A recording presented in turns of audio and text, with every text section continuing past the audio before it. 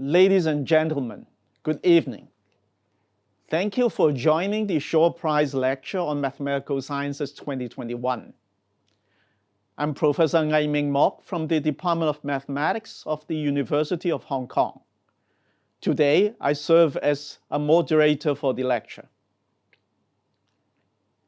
As an international award established under the auspices of the Sir Run Shaw Foundation in 2002, the Shaw Prize honors individuals who have recently achieved distinguished and significant advances in academic and scientific research. It consists of 3 annual awards: the prize in astronomy, the prize in life science and medicine, and the prize in mathematical sciences. In 2021, the Shaw Prize in Mathematical Sciences was awarded to Professor Jean-Michel Bismu and Professor Jeff CHEEGER for their contributions to the development of modern geometry. Talking about the basics of modern geometry, what is the first thing that would come up in your mind? Yes, of course, manifolds. A manifold can be thought of as a higher dimensional generalization of the notion of a surface in 3-dimensional space. Manifolds are ubiquitous in mathematics and physics, and their study has led to remarkable developments. One of these developments is the fact that global topological quantities of a manifold can often be computed using local tools by integrating a local quantity, the curvature, over the surface. In 1963, such an idea was vastly generalized by Atiyah-Singer index theorem, subsequently leading to an entire subfield of mathematics devoted to index theory. Professor Jean-Michel Bismu played a central role in index theory. Earlier, he made profound contributions in probability theory that have had a major impact on mathematical finance. He later imported ideas from probability into index theory, reproving all of the main theorems and vastly extending them.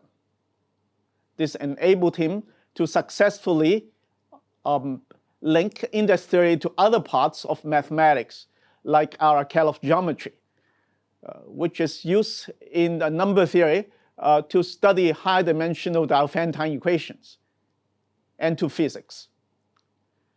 Tools developed by Bismu have been used to compute the genus 1 Gromov-Witten invariant. In recent years, he has been changing the way that we think about the Selbit-Trace formula, a fundamental tool in representation theory and modern number theory. Professor Jeff CHEEGER made his significant contributions in understanding the impact of curvature conditions on the structure of manifolds. For example, Grigory Perelman, a famous Russian mathematician, made essential uses of his work in his solution of the Poincare conjecture. To recognize his impacts in combinatorics and theoretical computer science, an important quantity in graph theory is named after Professor CHEEGER as the Chiga Constant, which is a numerical measure of whether a graph has a bottleneck. He related it to the first non-trivial eigenvalue of the Laplace-Beltrami operator on that manifold. This has played a central role in the study of random walk in graphs and a subsequent development of profound algorithms for random sampling, integration in high dimensions, and many other applications.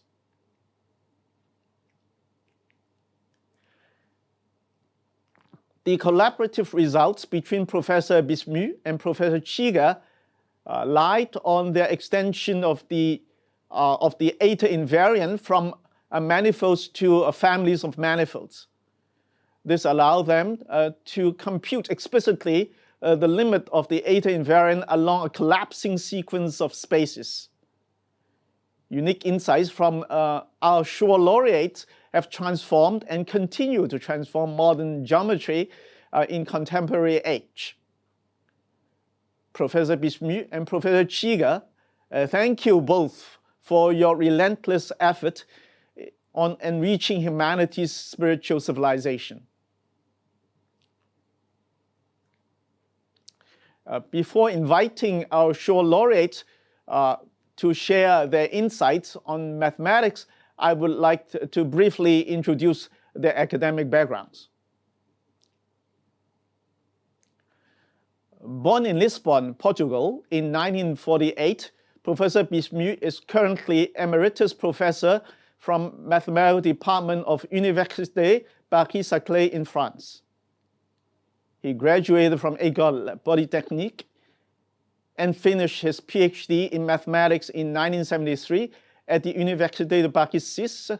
In 1970s, he was an engineer at the Corps des Mines in France for 6 years and became a lecturer at École Polytechnique in 1975. He worked at the Department of Mathematics of the Université Paris Sud since 1976. Now he is a member of the French Academy of Sciences. On a personal note, Jean-Michel and I were actually formerly colleagues at Université de Paris Sud in the early 1990s. In the upcoming lecture presented by Professor Bismu, he will review elementary properties of the hypoelliptic Laplacian. If X is a compact Riemannian manifold, the hypoelliptic Laplacian is a family of differential operators acting on the total space of the tangent bundle, script X, that interpolates between the Laplacian of X and the vertical and the vector field of Z on the script X, the generator of the geodesic flow. The dynamical system, a counterpart, is an interpolation between Brownian motion and the geodesic flow via the Langevin dynamics. This interpolation may preserve the full spectrum of the original Laplacian. Professor Bismu will describe the case of the circle in details and explain connections with the Selbst trace formula and applications to complex Hermitian geometry. So now let us join Professor Bismu's lecture on the hypoelliptic Laplacian.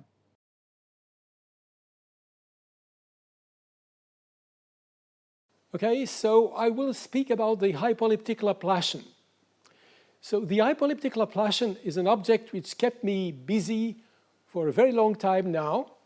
It is a construction that involves differential operators acting on manifolds. I will give, in the course of the lecture, simple examples of differential operators, but it also has a dynamical counterpart involving Brownian motion, geodesics, and so on. So I will illustrate the properties of this operator in the simplest case as possible and also outline some applications. So here's a summary of my talk. So first of all, the Laplacian and the heat equation. So I give myself X to be a compact Riemannian manifold. So if you don't know what Riemannian manifolds are, you may as well assume for yourself that you take something like R3 or R4 or even R2.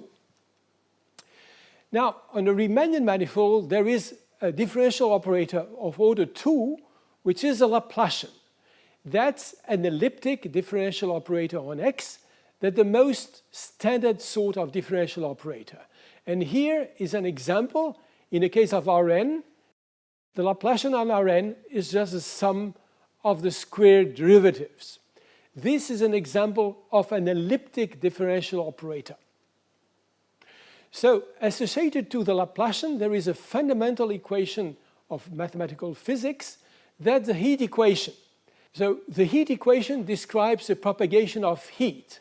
It's a so-called parabolic differential equation to the heat operator exponential of the Laplacian T over 2, there is an associated heat kernel Pt of x and x prime, which describes the propagation of heat at time t from position x to position x prime. Now, let me explain briefly what Brownian motion is. Brownian motion was first observed by Brown in 1827. Einstein made the statistical physics theory of Brownian motion in 1905, and the mathematical theory has expanded enormously. So Brownian motion is the most irregular random path possible. In this case, I will look at Brownian motion on a Riemannian manifold. And you can think of it as a path which has, whose speed jumps constantly, and whose speed more or less is distributed like Gaussian. So all the speeds are mutually independent, and they are Gaussian, and what complicates the theory a bit is that these speeds are infinite. So there is a basic connection between the heat kernel and Brownian motion. Given x in the manifold large X, if you start your Brownian motion at position little x, then Pt of x prime dx prime describes the probability distribution of Brownian motion at time t. And here is a picture of Brownian motion. It is a big mess. That's probably the picture that mentally Brown was observing in 1827. Now, a last trajectory, which is well known, these are the geodesics. So the geodesic is a solution of a second order differential equation, x double dot equals 0. That makes also sense on Riemannian manifolds. A geodesic is a path which has constant speed, that the most regular path as possible. You can, instead of writing it as a solution of a second order differential equation, you can write it as a solution of first order differential equation by moving to phase space. Phase space is just a space of x, y, where x is in the manifold and y is in the tangent bundle at x. So you wrote it as a first order differential equation, x dot equals y dot equals 0. So that means that geodesics are themselves integrals of a vector field z, which I wrote in the form sum of yi d over dxi. That's the so-called geodesic vector field. And here is a picture of a geodesic, a straight line, very regular. So what is the main statement in my talk? So the main statement says that there is a family of hypoelliptic operators LBX. So hypoelliptic, I will briefly say at some point what that means. So the operators LBX are differential operators still acting on phase space in this space X script. And this family interpolates between the ordinary Laplacian on the base manifold for b equals 0 and the geodesic floor, the vector field z, for b equals infinity. So what means hypoelliptic here? Hypoelliptic means that it's below elliptic and it is almost as good as elliptic. So if you don't know what elliptic or hypoelliptic operators are, what this means is that these operators can be mathematically handled as well as elliptic operators, as well, say, as the Laplacian. What is the dynamical counterpart to the interpolation of differential operators I explained before? So I consider the following equation of mathematical physics introduced by the physicist Langevin in 1908. That's a second order differential equation. It's b squared x double dot plus x dot equals w dot. So in this case, W dot represents random shocks. If you like, that the excitation given by Brownian motion, but at every point in the tangent bundle. Just take it formally as a family of second-order differential equations. And what the theory says is that there is an interpolation of dynamical systems, which is written in the following way. On the left-hand side, you have Brownian motion. X dot equals W dot. That's the formal equation for Brownian motion. Pass X excited by Brownian noise. This is for B equals 0. And at B equals infinity, you get the equation of geodesics. So what the theory says is that indeed such an interpolation takes place. And besides that, it is exactly the dynamical system counterpart to the interpolation of differential operators I explained before. So let me explain how does the hypoeptic Laplacian look like. I took the simplest case as possible.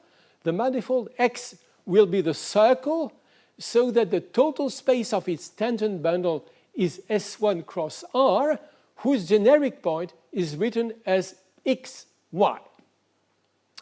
So first of all, I introduce a differential operator just in the coordinate y. That's a well-known operator in mathematical physics, in quantum mechanics. That's the so-called harmonic oscillator.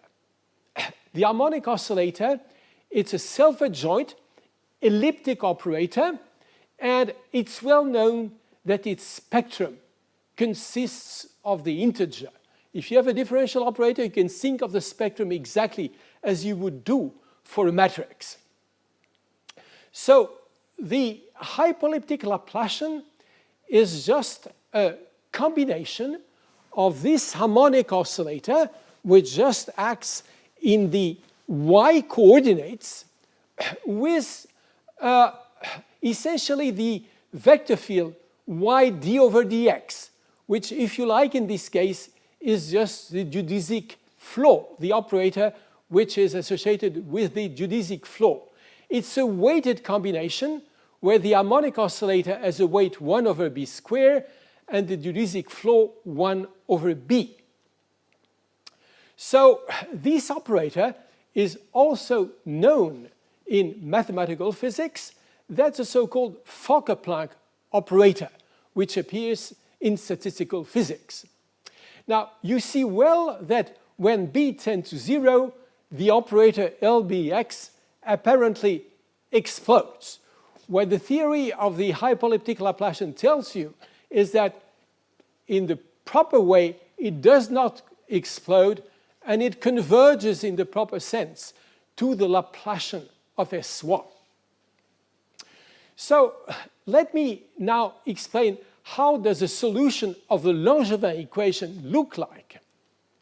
So again, I wrote the solution of the Langevin equation as a second-order differential equation. For b equals 0, we recover our equation for a classical Brownian motion, where the speeds at each time t are mutually independent. The path chooses a different speed independently from each other for each time at each time. For b equals infinity, what you get is the equation of geodesic, where the speeds are constant. They are totally dependent. So you have two kinds of paths, the speeds totally independent and the speeds totally dependent. Now, for Langevin, for the solution of the Langevin equation, the speeds are neither independent nor dependent, they are correlated. I wrote here the correlation function. If you don't know what this is, it's not too important. So why do we construct the hypoeptic Laplacian? So first of all, the deformation preserves subtle invariance, subtle spectral invariance, and sometimes the whole spectrum. And besides, in complex geometry, the hypoeptic Laplacian is better behaved than the usual Laplacian. I will give just one small illustration at the end of the talk. So let's go back to the case x equals S1. In this case, all the mystery of the hypoeptic Laplacian can be unraveled. So I rewrote here the operator LB S1 explicitly. And now what I shall do is that I will take some terms in this hypoeptic operator and I will do a reduction of squares, which is something completely elementary that you certainly know how to do yourself. And then what I shall say is that I will make a change of variables in this reduction of squares. In other words, I will translate the variable y by the operator b over dx. I will make the change of variables y gives y plus b over dx. Now, this change of variables obviously is a non-classical one. What it means actually is that I will conjugate my original operator. If I just think a bit what means this translation, what this means is that I will conjugate my given LBS1 by the exponential of b times the cross derivative. Now, the fact is that this exponential does not make sense as an operator. The operator inside is not an elliptic operator, it is hyperbolic, and so the conjugation does not act on anything. However, if we pretended that it makes sense, what we would find is that because two conjugate operators have the same spectrum, we would find that our operator LBS1 would be isospectral to a new operator now, which is written there, in which the two variables x and y have now decoupled completely, and the new operator is itself elliptic. What this means is that in the two variables, you now have a Laplacian. Now, what the theory of the hypoeptic Laplacian says is that in spite of the fact that the conjugation does not make sense, the conclusions are true. The two operators are indeed isospectral, so that the spectrum of our original hypoeptic Laplacian is given by the term-by-term sum of two pieces. The first piece is n, the integers divided by b squared. That comes from the original spectrum of the harmonic oscillator. And the second term is just a spectrum of the Laplacian on S1. So, as you see, when b tends to 0, most of the spectrum of the hypoeptic Laplacian tends to infinity, and the piece which remains bounded just converges to the spectrum of the Laplacian on S1, which gives already some credibility to the fact that the hypoeptic LBS1 deforms the original Laplacian. Now, let me give some explanation of why the harmonic oscillator is going to appear. Poincaré lemma and the harmonic oscillator. So, let me introduce the de Rham complex on the real line. So this is a very simple object. It's just made of smooth sections of the exterior algebra of R. If you like, it's two copies of the smooth functions of R. It's equipped with a de Rham operator, and it's well known that the cohomology of R is made of two pieces. H0 is equal to R, and H1 is equal to 0. Now, to get the so-called proper Hodge theory of R, if you don't know what Hodge theory is, it doesn't matter.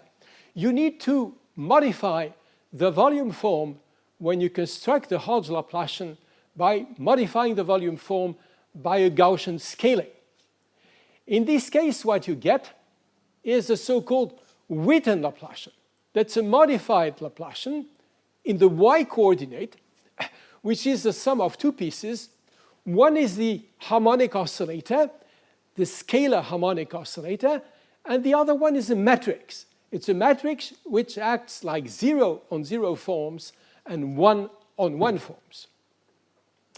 And in particular, with this Witten Laplacian, we find that the harmonic objects, which are supposed to represent the first cohomology of R, are now represented by a Gaussian function, exponential minus y squared over 2. So, Hypoeptic Laplacian and Poisson formula. I will just slightly modify my hypoleptic operator LBS1. I will make it act now on 2 copies. Instead of having just one, I introduce 2 copies of the same operator with a shifting matrix N, which is either 0 or 1. So there is then a fundamental identity, which is a consequence of the statements I outlined before. And it says the following, that the trace of the original elliptic heat kernel on S1 is given by the supertrace. Supertrace is just the difference of the traces of the heat operator for the hypoeptic Laplacian. So there is a conservation of a trace on one side to a supertrace, difference of traces on the other side. And this is just a consequence of the evaluation of the spectrum I had given at the beginning. Now, what do you get from this equality? By making B tend to infinity, using the fact that the hypoeptic Laplacian converges to the geodesic floor, you recover a proof of the well-known Poisson formula, which says that the trace of the heat kernel on S1 can be described in terms of the length square of the closed geodesics in S1. So let's go back to Brown for a moment, 1827. So Brown had observed Brownian motion, which, as we know, is a path with infinite speed, but however, Gaussian increments. I said more or less that the speed were independent Gaussians. And the question we're going to ask in a somewhat provocative way is to ask whether Brown was observing Poincaré lemma in infinite dimensions. Can we use Brown's observations by introducing, in some sense, the proper cohomology? So I won't explain what this cohomology theory is, but it's just to give a mathematical justification to what follows. So I will illustrate this by mentioning Selberg's trace formula, proven by Selberg in 1956. So in here, X is just a Riemann surface of constant scalar negative curvature minus 2. And on such a Riemann surface, you can look at the so-called closed geodesics, and let me call L gamma to be the length of such a closed geodesic. Now, Selberg's trace formula is a formula that expresses the trace of the heat kernel in terms of quantities that involves all the possible closed geodesics on the manifold X. This formula was found by a simple computation in the case of Riemann surfaces, and what we will do now is extend this to more general geometric objects. Let me just mention here that the left-hand side involves the Laplacian, the right-hand side involves the geodesic floor, and we will think of such a formula as being obtained by interpolation between the left and the right-hand side using the Hypoeptic Laplacian. The coefficients here in this Selberg's trace formula are so-called orbital integrals in the case of the simplest non-compact Lie group SL2 of R. So let me now go to a more complicated geometric space, the case of symmetric spaces. So I consider a symmetric space. So this is obtained in the context of theory of reductive Lie groups, non-compact Lie groups, G mod K. In this case, actually, the theory of the hypoleptic Laplacian is not enough to look at the tangent bundle. You need to add another bundle, which is N, and actually the analysis for the hypoleptic Laplacian takes place on this bigger space. And we will again use Witten's Hodge theory along this fiber of this enlarged vector bundle. So let me state now a fundamental identity that generalizes Selberg's identity, if you like, or the identity that I had given before in the case of the circle theorem.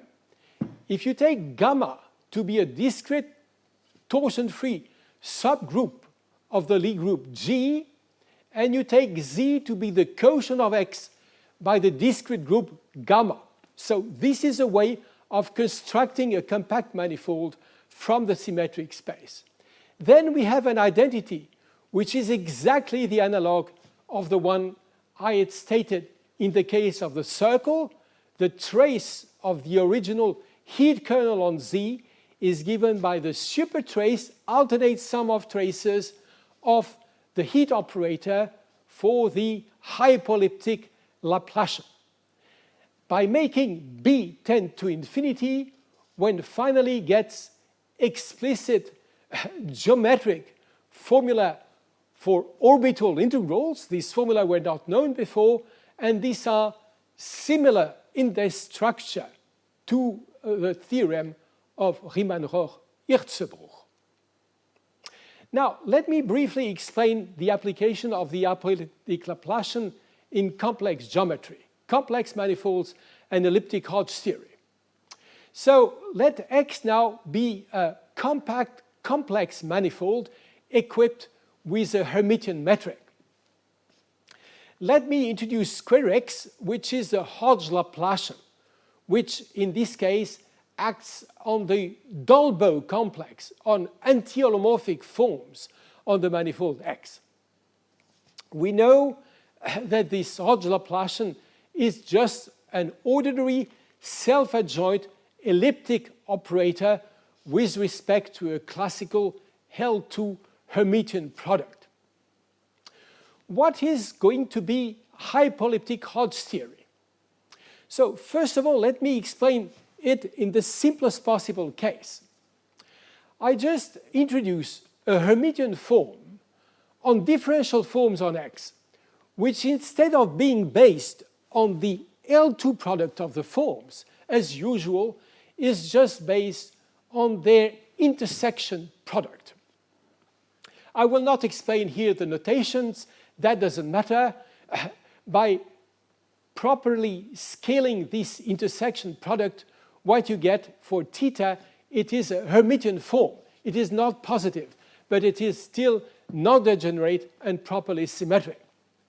You can develop a Hodge theory based on the form theta, and essentially what you get is a version of Schoenweill theory, so that the corresponding Laplacian is just the classical curvature in Schoenweill theory. So what is the form of the hypoleptic interpolation in such a case?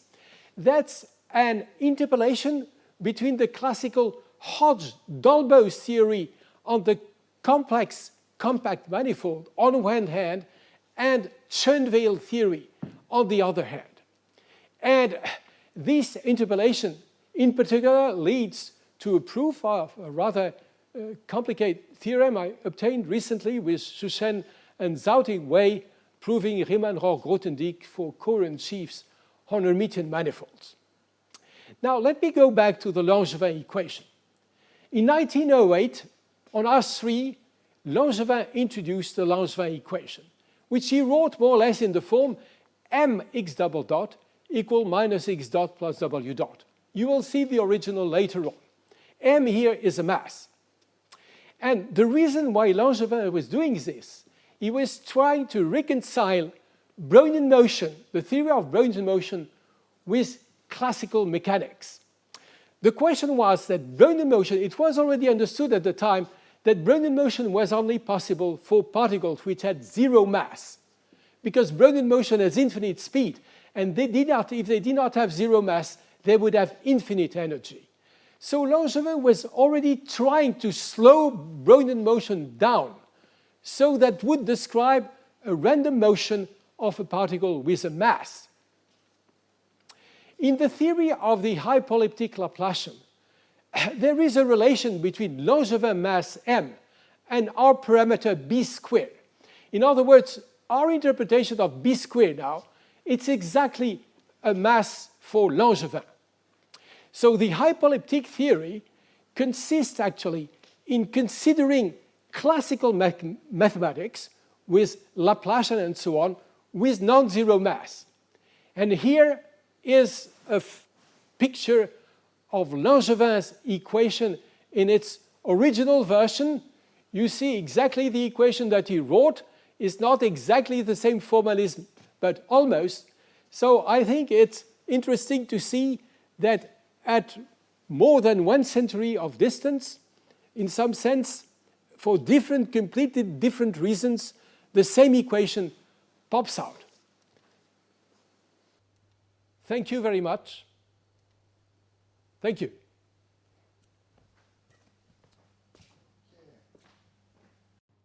So thank you. It is a truly inspiring lecture, Professor Jean-Michel Bismu. Thank you so much. Next, we are very glad to have Professor CHEEGER to share his insight on quantitative differentiation. Professor CHEEGER was born in 1943 in New York City of the United States. He is currently Silver Professor of Mathematics at the Corona Institute of Mathematical Sciences of New York University. He obtained his bachelor's degree from Harvard University in 1964 and received his master and PhD in mathematics from Princeton University in 1966 and 67 respectively. So after working at the University of Michigan as an assistant professor between 1968 and 69, he joined the faculty of the State University of New York at Stony Brook in 1969. He has been professor at New York University since 1969. He is now a member of the U.S. National Academy of Sciences, American Academy of Arts and Sciences, and the Finnish Academy of Science and Letters. In the following lecture, Professor CHEEGER will discuss the simplest instance of a notion called quantitative differentiation. More sophisticated instances have played a key role in contemporary advances in the analysis of singularities of solutions to nonlinear partial differential equations, such as the minimal surface equation. The simplest case pertains to differentiable functions, where the only information available is a bound on the derivative, for instance. Although the discussion requires only elementary calculus, it provides a framework for more advanced generalizations. So now please join Professor CHEEGER's lecture on the quantitative differentiation.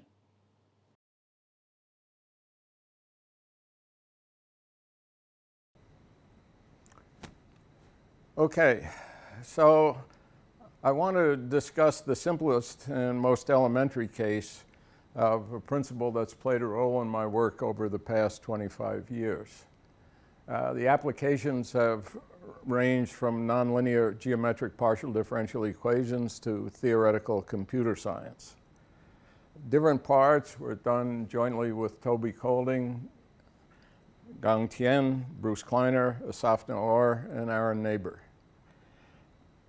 Instances of the principle actually had appeared in apparently rather specialized works of Doran Soro, Jones, and David Sems. And I call the principle quantitative differentiation. So the case that I'll present is closely related to one discussed in the paper, really the appendix of a paper by Peter Jones, the analyst's traveling salesman problem. But the proof we'll give is somewhat different. It requires only elementary calculus, but it's not taught in standard courses, and experts seem to not have been aware of the statement. Perhaps as a consequence, prior to our work, potential applications to nonlinear elliptic and parabolic partial differential equations and in theoretical computer science were missed. So let's revisit what it means for a function to be differentiable. So we have a function f, and to say that it's differentiable at a point x bar, it can be expressed as follows. So we restrict f to a small interval of size delta centered at x bar, and then we rescale both the x and y coordinates by a factor delta inverse. So then in the limit, as delta goes to 0, the rescalings of the function f of x minus f of x bar converge, now on an interval of length 1, to the unique linear function f prime of x bar times x minus x bar. Now, I want to emphasize that really what we just said involves two separate conditions, which I'm calling A and B. The first condition is the appearance of special structure on a small scale. Maybe we could say approximate special structure if we like. And then B, when we let delta go to 0, the limiting special structure is unique. Now, what's the main issue? The main issue is that examples show that as delta goes to 0, we can't control the rate at which the rescaled functions converge to f prime of x bar times x minus x bar. Now, remember Taylor's formula, and an immediate consequence is that the difference that we're interested in can be bounded by an expression, the remainder in Taylor's formula, involving the second derivative. So therefore, if we assumed a bound on the second derivative, we could estimate how well the rescalings of f of x minus f of x bar are approximated by the linear function f prime of x times x minus x bar. Okay, but we don't assume such a bound or even that the second derivative exists. So the idea instead is we concentrate solely on quantifying condition A, and that was namely almost linearity. And this turns out to be possible precisely because we're not insisting that the approximating linear function is f prime of x bar times x minus x bar. So therefore, we should be clear that what I'm calling quantitative differentiation is not differentiation in the usual sense, since only condition A is involved. However, let's realize that knowing that a function is almost linear is useful knowledge. So now let's make the notion of being approximately linear, or let's call it epsilon linearity. So we'll use the notation that, let's say, the norm of J, that just means the length of the interval J. And now we let L denote any affine linear function. And if we have a function, we say its restriction, F is the function, we say its restriction to the interval J is epsilon linear if the inf, that is, we take the best L that approximates F, and then sup means this is supposed to hold at all points in the interval. And notice we, of course, normalize by the length of the interval. So we take the best linear approximation to F in absolute value, we normalize by the length of the interval, and if we can choose L so that this becomes less than epsilon, we call the function epsilon linear on the interval J. And let's notice that the condition of being epsilon linear doesn't rechange if we rescale the x and y coordinates, remember, as we did earlier. The next notion we need is that of the dyadic subintervals of an interval. And I denote them in this way. So for each n, there'll be 2 to the nth corresponding dyadic subintervals, each of length 2 to the minus n. And these are gotten simply by taking the interval j and repeatedly bisecting it n times. So we get 2 to the n intervals of length 2 to the minus n. So if we go from n to n plus 1, what happens is we just bisect this interval and we get that it's the union of 2 subintervals of half the size. So in particular, for our interval 0 to 1 that we're denoting by I, then the various dyadic subintervals are given explicitly in this way. And notice that n can have any value between 1 and infinity, depending on how many times we bisect. Also, why are we considering dyadic subintervals as opposed to just arbitrary subintervals?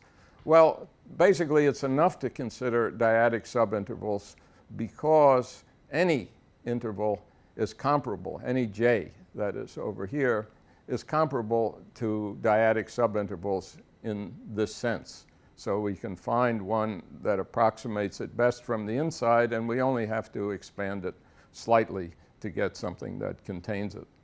So we may as well just consider dyadic subintervals rather than arbitrary ones, and that simplifies our discussion. So now here is the main theorem. Here's the one that we want to understand the proof of, but first we want to understand the meaning of it. So remember, for each n, there are 2 to the nth dyadic subintervals. And on the other hand, so they add, their lengths, of course, add up to 1. However, there are infinitely many values of n. And so the sum of the lengths of all possible dyadic subintervals is infinity. Okay, so now here comes the theorem. Theorem 1 is the main theorem.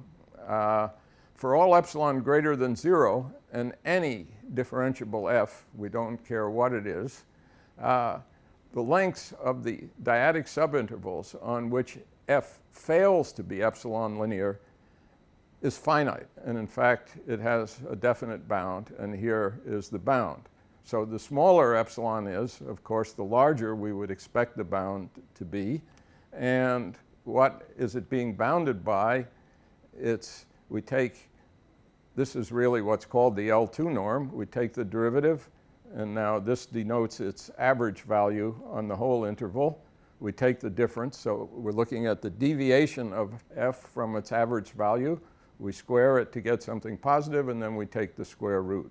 And that is supposed to bound the sum of the lengths, this expression over here, of all the dyadic subintervals on which it fails to be epsilon linear, which means on all the infinitely many that are left, it is epsilon linear, no matter how small epsilon is. Okay? So this is quite striking because the sum of the lengths is infinite, but the failure to be as linear as we like is bounded by a finite constant, namely this one. Okay, so I hope the point is clear. Now, before we go to the proof, let's look at an example. And I learned this example from Stephen Semmes. It's very simple. We take a sine function and we think of k as being large, but it could be anything. So when k is large, this is a function we could say of high frequency but small amplitude. So the 2 to the minus k is in front. Now notice if we differentiate this function independent of the value of k, the 2 to the k comes out and it gets canceled by 2 to the minus k. And so for any choice, this should maybe have a sub k here, the derivative of this function is actually bounded by 1. In fact, for these with suitable rescaling, maybe the length, the average value would be 0 of the derivative, and also of the function for that matter. Okay, so now let's think about what this looks like. In particular, let's think of k as being rather large. And now there are some possibilities for the dyadic intervals that we might restrict it to. So even though k is large, so this is small, so now we would have a bunch of dyadic intervals which, although they also might be short, if k is, say, really large, so 2 to the minus k is really small, then a very good approximation to our rescaled function that interests us is just L is identically 0, and that's because of this coefficient in front, which is going to be very small. Now, on the other hand, having fixed k, if we look at dyadic intervals for which the number of bisections n is comparable to k, so the length of the interval is comparable to 2 to the minus k, then it just looks basically like an ordinary sine function on that scale, and it's not very linear. Okay, so those are going to be the bad intervals we're imagining. It just looks like an ordinary sine function on those intervals. And then when we go below 2 to the minus k in length, indeed it will look like the linear function corresponding to its derivative, the one that we saw before, right? So the interesting thing is, for a long time, if k is large, it won't look like its derivative. And in this transition region, in fact, it won't look very linear. But it's compensated for by the fact that for the longer dyadic intervals, those of length bigger than 2 to the minus k, just the linear function, which is identically 0, works just fine. Okay. Now, in fact, we can easily make this example a little bit better, and this shows that the estimate in Theorem 1 is actually sharp. So namely, we're going to combine capital N of these functions, but we have to be just a little bit careful about how we choose the k's. So we choose the k's now to grow, let's say, exponentially. And then if you think about what happens when we add a bunch of functions up like this, the main point is separation of scales. If the scales grow sufficiently fast, then the behavior on one scale of a function constructed in this way doesn't affect the behavior on the other scales. So on the larger scales, we're restricting to where the function already looks good, linear, and on the smaller scales, even when we add up all of them, it won't affect the values for a given k sub j. So it won't affect the behavior, I should say. So if we're careful about keeping the scales separated, we can just add up a bunch of functions as on the previous transparency, and from that we see immediately, we get a whole interval worth of bad ones for each value 1 through capital N, and this, if you look at it, shows that the estimate that we looked at in Theorem 1 can't be improved. Okay. Now, in order to prove this theorem, I want to prove what you could think of as an even more basic theorem. So we'll have a notion that resembles the previous one of being epsilon linear, but it's even simpler. Namely, it's the notion of being epsilon constant. So, but we'll measure it in a slightly different way. So we have this notion for the average value of the function on the interval j, this notation, I should say, So h sub j denotes the average value of the function h on the interval j. And sometimes I use this notation rather than this. So if the integral has a bar in it, we understand I've divided through by 1 over the length of j. Okay, so now similar to what we had before, but we're using a slightly different measurement, namely the average of what you would call the L1 norm, the interval of the absolute value. So we'll say the function h is epsilon constant if, when we look at the integral of the absolute value of the function minus its average, and then we normalize, as we should, by dividing through by the length of the interval. If that's less than epsilon, then we'll say it's epsilon constant, right? So the deviation in this so-called L1 sense from its average value, suitably normalized, is supposed to be small, where epsilon is a small number. So now what we're actually going to prove is Theorem 2, which is stated over here, that there exists a certain constant c. The proof will show a constant c that works. And the rest of the statement is kind of reminiscent of Theorem 1. It says that, again, although we remember the sum of the lengths of all possible dyadic intervals is infinite, the sum of the lengths of the intervals on which a function h is not epsilon constant has a bound quite analogous to what we saw before. Namely, we look at h minus its average, we square it, that makes it positive already. We divide by the length of the interval when we integrate, and then we take the square root. So this looks like a norm. This is something like the standard deviation of the function. So it's the L2 norm of it minus its average.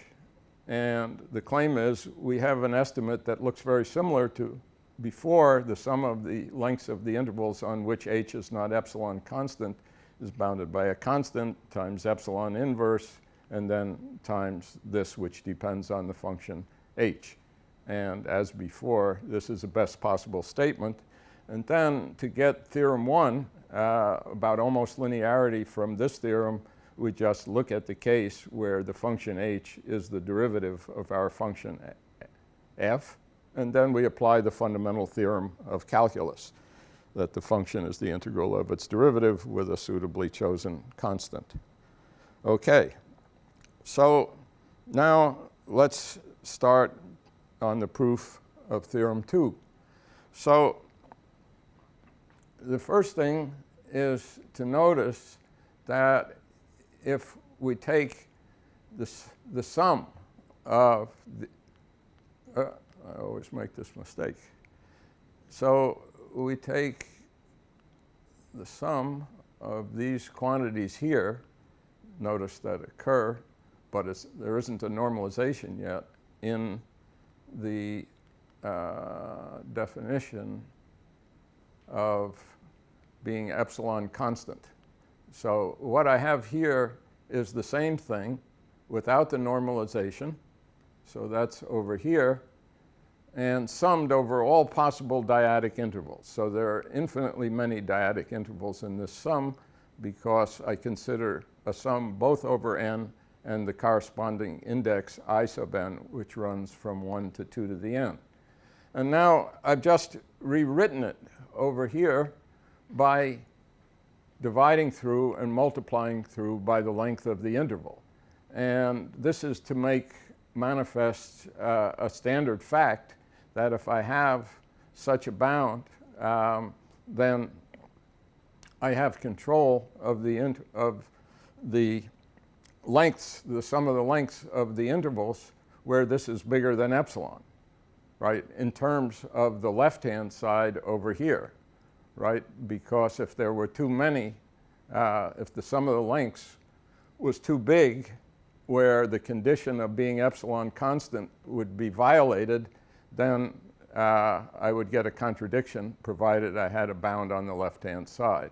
So therefore, the conclusion is lemma 1, which is basically the standard fact called Markov's inequality, that the sum of the lengths of the intervals on which the bad intervals, the ones on which h is not epsilon constant, is bounded by epsilon inverse times the sum on the left. That's this sum over here. So to complete the proof of Theorem 2, all we have to show is that the sum on the left is bounded by the quantity that appeared in the statement of the theorem. That was this quantity over here.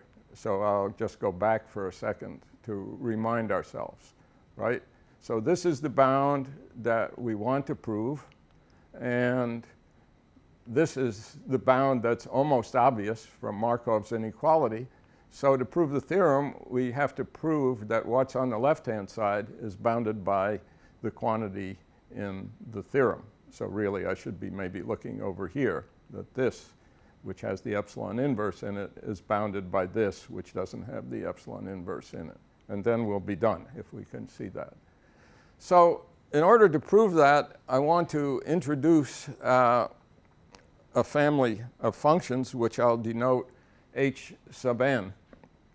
And it'll really be h sub n of j, where j is any subinterval. I want it to be any subinterval, although of course I'm particularly interested in the unit interval I, which is our basic big interval, right? And so it's very easy to understand what this function h sub n is. I just take one of the dyadic subintervals of j, and I replace h on that subinterval by its average value. And we write h sub n for h sub n of our original interval 0, 1, which I'm denoting by I. So now there are two important remarks. One is that if I'm looking at all possible dyadic subintervals, then a dyadic subinterval, so to say, can arise in two different ways, either because it's a subinterval of the big interval, or because I'm inspecting that subinterval in and of itself. But I have this inequality over here, that the big h sub n restricted to this subinterval is h sub 0 restricted of the subinterval restricted to the same one. And this is just to say that in both cases, it's the average, the value of the function is the average value of h on the dyadic subinterval. The second point we have to take note of is that a given dyadic subinterval is contained in exactly n dyadic intervals. Remember, we keep bisecting. So if we look at that process in reverse, if it has level n, then it was gotten by bisecting an interval of level n minus 1, and that one was gotten by bisecting one of level n minus 2, and so on. And so we see that every dyadic subinterval of level n is actually contained in a sequence like this. So it occurs n times in the sum over all dyadic subintervals. And the value of the function is the same. So we're going to use that now. Okay. So now let's introduce what's a standard way of making the functions on 0, 1, we should say square integrable maybe, into an inner product space. Namely, we define the inner product of the two functions as just the integral of their product.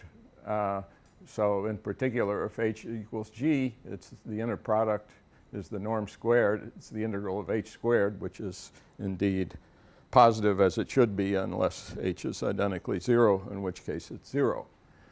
Now, let's look at all of the dyadic subintervals as we've been doing.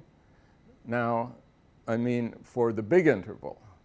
And chi denotes the characteristic function of this dyadic subinterval. So that means, by definition, chi is identically 1 on the subinterval, and it's 0 off the subinterval, just like the characteristic function of any set has that property. 1 on the set and 0 off the set. Now, of course, if the interval is short, then the length in the sense of this inner product of this function will be small. But in fact, if I multiply it by 2 to the n over 2, then I get something of length 1. And of course, if for fixed n, the lengths, the dyadic intervals are disjoint from one another. And so with respect to this inner product, what this gives me is an orthonormal basis for the subspace, which is spanned by these characteristic functions. And since I keep subdividing, that it's easy to see every one that I had before is the sum of 2 at the next stage. So the subspace keeps growing. And because of this remark about these things forming a basis when suitably normalized, if I expand H in terms of this orthonormal basis, I see that what I called H sub n, it's just the orthogonal projection of the original function H on the subspace spanned by these characteristic functions of the dyadic intervals of level n. Okay. And therefore, by linear algebra, it follows that the differences are mutually orthogonal, right? Since this is a sequence of orthogonal projections on a growing family of subspaces. Okay. And from that, we get the basic relation that the norm squared of H minus H naught is the sum of the norms of these orthogonal projections, which is what I've written here. So this is just by linear algebra because these functions, I'll go back, were orthonormal. Okay. So now we can say the following. So first let's look initially at the big interval 0, 1. So just by calculus, the triangle inequality, if you like, the thing that we're interested in bounding, which is the difference between H and its average value, is bounded by this sum. So this is just the triangle inequality, if you like, the fact that the integral of the absolute value is a norm. Now, we can say the same thing, in fact, for any dyadic subinterval. So let's replace I over here by any dyadic subinterval. Well, we would have the same thing. Okay. So on the left-hand side, then we would get this here. But now we use what we observed previously. I'll go back. These two facts, right? So one is whether it occurs as a dyadic subinterval or as some of a bigger interval, or one in its own right. The value of the corresponding function h is the same, namely it's just hn, or on the left is h naught on the right, because it's just the average value restricted to this dyadic subinterval. And also we noted that every dyadic subinterval of depth n, let's call it, the depth for now, is contained in precisely n larger ones, which we can think of as its ancestors. And so by using those two facts, 6 and 7, we get that this sum over here, which is over all dyadic subintervals, can be written as something that almost looks like this, except we have to take into account that if the dyadic subinterval has this as n, it's going to occur n times. So this is where we use 6 and 7. And then we'll put the average integral here. This has a bar, and we'll compensate for it by multiplying by 2 to the minus n. Right here we divide it by 2 to the minus n. Okay. And now we're almost done, because consider this product. Let's go back a second. The product that occurred over here, right? So I just want to rewrite it in this way as n times 2 to the minus n. So I write 2 to the minus n as 2 to the minus n over 2. Times 2 to the minus n over 2. And now, right, so this is just algebra. And then we apply the Schwarz inequality, right? So this is saying that the integral of the product is less than or equal to the product of the norms. So it's like saying that the inner product of two vectors, the scalar product, is at most equal to the product of the norms. So each of these is, I square something and then take the square root, right? Now, this is a constant, right? Because although n squared is growing, it's more than compensated for by the exponential decrease of this factor 2 to the minus n. So this is just the constant c. And then what I had over here is what I had noticed earlier in 8, we'll go back to 8 in a second, was just a different way of writing the thing that I was interested in initially. Okay, so here is 8, so here is what I had, and then I replaced it by what I was interested in, and now I'm done. So this completes the proof of Theorem 2, and as we remarked, Theorem 1 follows from Theorem 2 by the fundamental theorem of calculus. So, okay, now let's ask ourselves what was really essential about this argument. And if we can abstract what we really used, then you could imagine that it would be useful for generalizations. So really, the essentials are these. These are the three essentials. That we had this quantity, so now I'm thinking of Theorem 2, it's positive, unless it's identically 0, and it can be written as a sum over locations and scales. And moreover, we had an a priori bound on the quantity. That was basically what we assumed in the theorem, namely, we're imagining we know this over here, right? That comes into the theorem. Sometimes in an application, it might come for some other reason. So there were these two things, and then this is kind of the crucial one. These are in a way more elementary, but you have to recognize that these are essentials that are in play.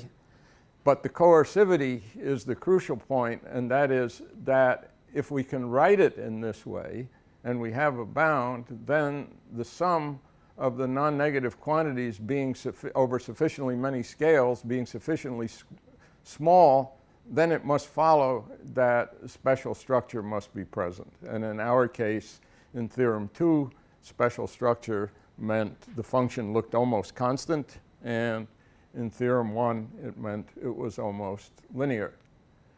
So let's now sum up.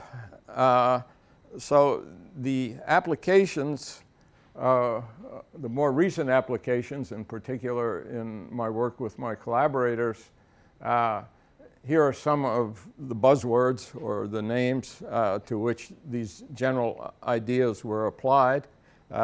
So the partial regularity theory for Einstein metrics, minimal submanifolds, harmonic maps, mean curvature flow, and also, perhaps surprisingly, a different one, but again, same principles in theoretical computer science. So we should be clear that in such instances, even after finding the relevant energy, the proof of the coercivity, which took a few pages here, could be much more difficult. But in all of these cases, it turns out to be possible. Coercivity meant if the energy didn't change much over many scales, then we must be in the special situation. That can only happen if it didn't change at all, then we would say the special structure must be present on the nose. And if it only changes a little bit, it tries to improve, but it can't make it, then we must be close to the situation in which there's special structure. We should emphasize that this can be highly non-trivial to prove in the applications, but possible nonetheless. And we should also mention that this is not the only technique, so there are others. I've just given two buzzwords. One is quantitative cone splitting, which is something in the spirit of what we've discussed, and the other is a covering argument. So you might think of somehow a picture like a Cantor set. So you have to recover and recover again a bad set, zeroing in on it. It's just, the point is that, and also to be clear, it's possible in particular cases to give a more refined discussion. That is, to give slightly more precise results. This kind of general idea that we've explained gets you almost to the borderline results, but there are completely sharp results that need a much more involved discussion. Similar concepts, but much more involved. The buzzword there is neck regions and their existence and structure. And so the last thought I want to leave you with is quantitative differentiation. It's not a magic bullet because of everything I said over here, but on the other hand, what it is a widely applicable organizing principle. And that's the basic thought that I want to leave you with. Thanks for listening. So thank you so much, Professor Chiga, for your illuminating lecture. I'm sure that all of the audience benefited a lot from both lectures.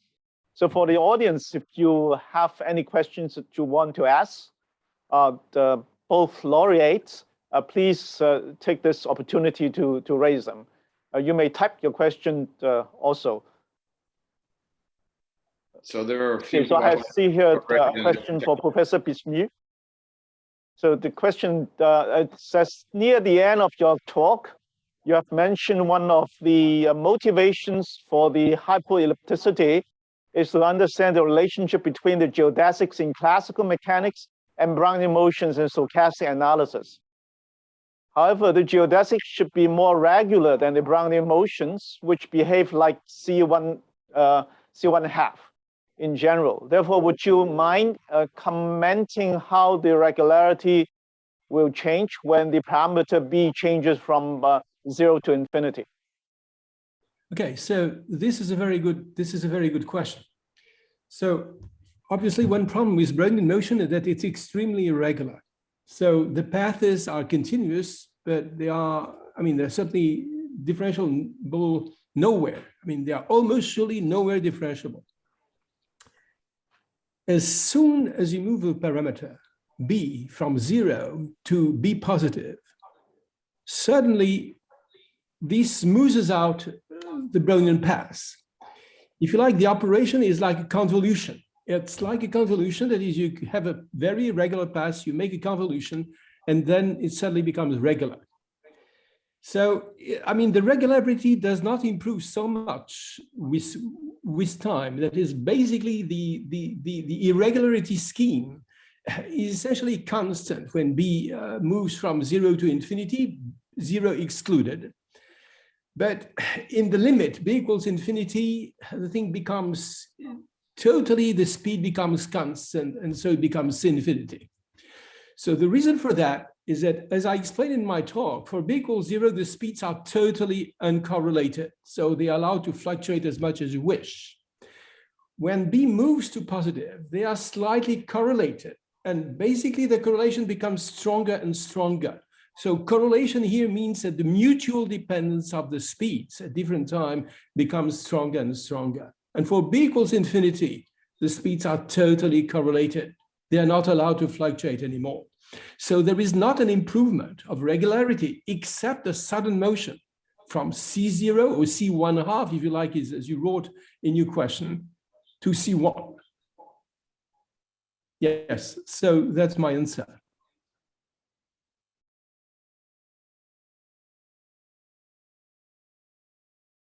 Okay, so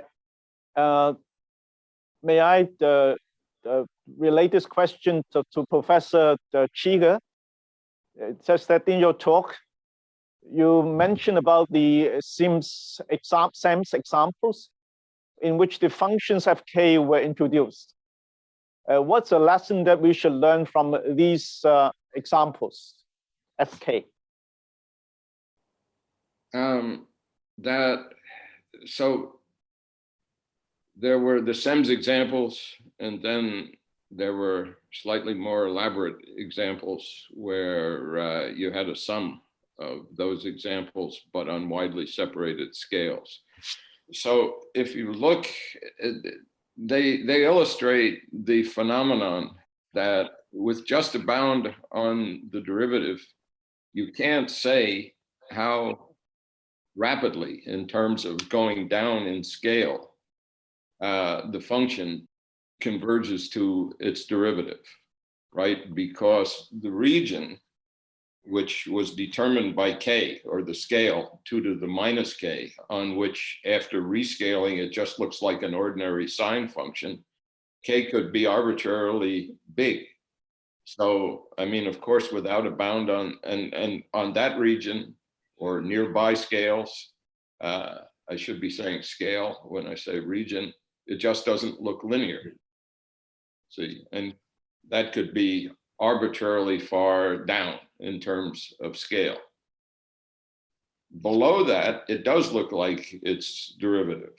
But above it, it also looks like a linear function. And that was because of the factor 2 to the minus k that was in front of the bounded function sine of 2 to the k times x.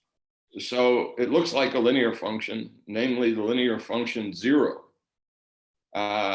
which is not the derivative, right? But nonetheless, it does look linear. So we have this band where it doesn't look linear, and that can occur arbitrarily far down, right? Depending on k, or 2 to the k. 2 to the k is the frequency, so high frequency, but small, correspondingly small amplitude. So it kind of shows the basic phenomenon. And then when you add examples of that type over sufficiently widely separated scales, then you see that the constant epsilon inverse is in the theorem is basically sharp. So it's just an illustration that although you don't have a bound on the second derivative, if you give up on the idea that the linear approximation has to be given by the derivative, then you still have a statement, right? Namely, there can be only so many scales, or if you like, the sum of the intervals on which it is an epsilon linear has a bound depending on epsilon, namely something times epsilon inverse. But where the scales occur, that you can't control, but you can control the sum of the lengths of the bad scales. So the examples simply illustrate how that's happening, right? So if k is very large, until you get down to scale k, it's just very well approximated by the function, which is identically 0 because of the 2 to the minus k in front, high frequency, small amplitude. Okay, yeah, so for those who have raised the question, if you want to follow up, you can also type in chat. So I have here another question for Professor CHEEGER. Well, they're just wondering what sort of partial regularity results can you prove about harmonic maps using quantitative differentiation? So as I emphasized, it's not just quantitative differentiation, but some other related ideas as well. For example, covering arguments. But the basic idea, you have to, in all of the cases that I mentioned, you want to show actually in a quantitative sense, not just in the sense of Hausdorff dimension, that the singular set is small. So an example in the case of harmonic maps, so you have to start out, remember condition 1 was some sort of energy bound, or sometimes it's a bound on an energy density. So you have to start out with that, or else you can't get anywhere. So in that case, the bound is on the norm squared of the gradient. And that's what you have to start with, or you can't get started. But what the methodology gives you is, instead of an L2 bound on the gradient, which is what you have by hypothesis, it actually gives you an LP bound for every p less than 3. And this is almost sharp. In fact, it's not quite sharp. And for that, you need this work that was much harder, sort of the second wave of these quantitative results. And that's the theory of neck regions, which was done by Aaron Neighbor. The first thing I mentioned, LP bound for every p less than 3. Aaron and I did that, but then Aaron and some younger mathematicians, Daniele Valtorta and Wenshui Zhang, did a much harder theory, more involved, that allowed you to handle borderline cases. So to give an illustration, in this case, instead of saying all p less than 3, there's a notion of what it means to be in weak L3.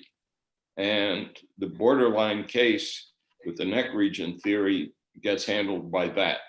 And in fact, it was well known that the gradient, by a simple example involving the ball, that the gradient need not be in L3. Now, the particular sharp results, that will depend on what equation you're looking at. So for example, in the case of non-collapsed Einstein manifolds, two-sided bound on the curvature, you actually, from the kind of plain vanilla quantitative differentiation ideas in the work of Neighbor and myself, you get an a priori LP bound for all p less than 2 on the curvature tensor. In that case, they showed it's a different problem. The borderline you can actually do better. They showed an a priori bound on the L2 norm. And also in this more advanced work, you get results not only on the size of the singular set, but on its structure, namely rectifiability theorems.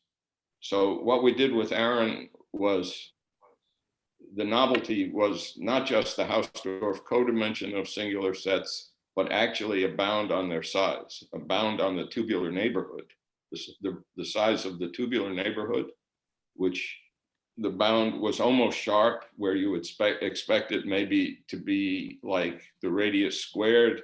You got the radius squared minus eta, with a constant in front that depends on eta. And then the particular border, so it's almost sharp from the plain vanilla application of these ideas. And then the borderline result will depend on the particular equation and requires a more detailed analysis. So maybe another key point is, there's another question being raised to both of Professor Bismu and Professor Chiga. This is a more general question. Yeah.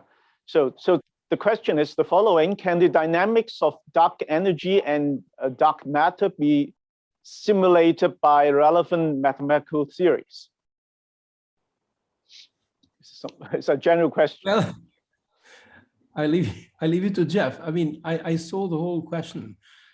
As far as I cannot answer that question in the form it's formulated. Yes, the standard answer is that's above my pay grade. In other words, I have no expertise that would enable me to comment on that. Yes.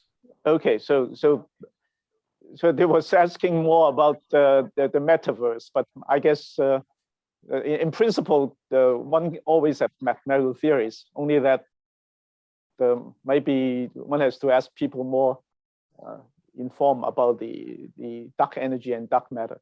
So Okay, there's another question for Professor Chiga. This is a question about giving examples where quantitative differentiation is actually used. Of course, you were mentioning all these results about harmonic maps and Einstein metrics and so on, but perhaps you also refer to something like computer science, and could you, I guess the person is asking more technical. I can say just a little bit about that. The connection with theoretical computer science came, the problem was kind of brought to me and posed in this way by Asaf Naor. And it seems a little far from it, but maybe I can say it this way. So there was a conjecture which in theoretical computer science, which was called the Goldman's Lineal conjecture.